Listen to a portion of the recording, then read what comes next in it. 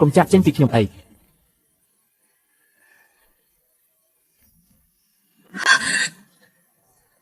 កងគិតថាការទាំងមួយដៃនោះមិនជិះទេ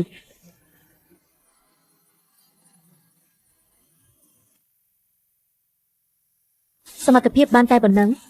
បើចឹងលុតជង្គង់អង្វរខ្ញុំទៅអង្វរខ្ញុំគុំឲ្យទៅចាំខ្ញុំពិចារណាបាន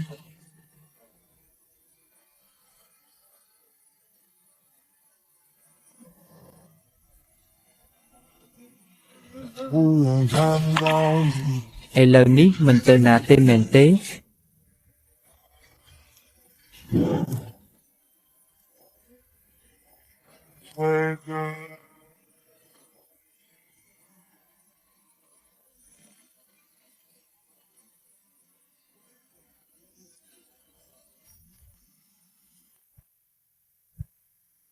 កុំកុំទៅ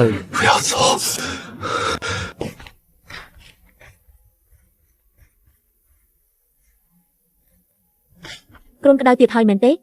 មុខស្លេកស្លាំងម្លេះអត់អីទេអ្នកទើបតែនិយាយថាអ្នកណាគ្រូនខ្ញុំឬយកមិញអ្នកគ្រូនតាំងពីត្រឡប់មកពីចូលរួមកម្មវិធីប៉ុន្តែឥឡូវនេះបានធូរហើយមែនឬចុះវិញទៅណា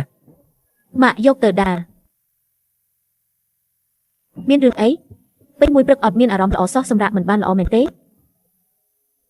យកសប្តាហ៍អាក្រក់អត់មានអីទេយកសប្តាហ៍អាក្រក់អីទៅ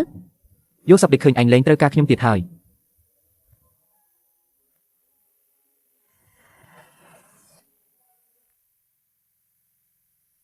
ខ្ញុំត្រូវតែដាក់ទោសឯង